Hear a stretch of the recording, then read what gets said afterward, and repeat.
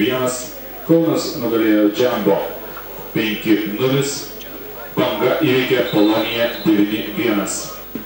Rezervinis teisėjas Jurijus Lukjančiukas, rungtynių inspektorius Saulius Stankūnas. Komandų sudėtis. Kitus rezultatus galbūt pranešime šiek tiek vėliau rungtynių eigoje, dabar kol kas sparti rungtynių pradžia ir pirmasis išpuolis pavojingesnis. Pirmasis išpuolis Nerijus Astrauskas.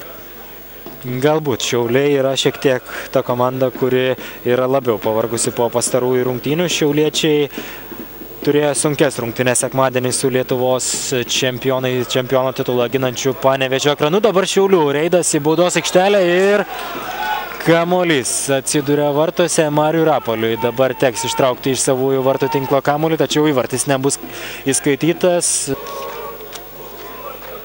Luka Bonometį, jo perdavimas ir dabar bando įmesti kamuolį Nerijus Astrauskas. Astrauskas perdavimas į baudos aikštelę, Žalgirio ataka tęsiasi ir Astrausko smūgis.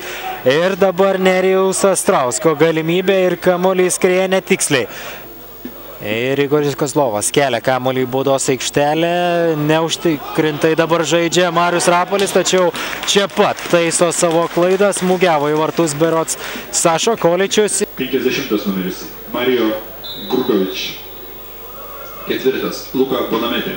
Dabar jau perdavimas į dešinį kraštą, kur Ernestas Pilypas atgal Laurinui Rimavičiui.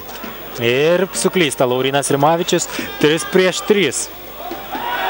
Ir Nerijus Astrauskas išbėga 1-1, perdavimas Deividui Matulevičiui ir Matulevičius muša įvartį. Nuošalės nėra ir 1-0. Pirmauja Vilniaus miesto futbolo draugija Žalgiris. Ir ji viena koja dabar jau Lietuvos futbolo federacijos taurės ketvirtfinalyje. Na žinoma, laiko dar yra. 56 rungtynių minutė Šiauliai.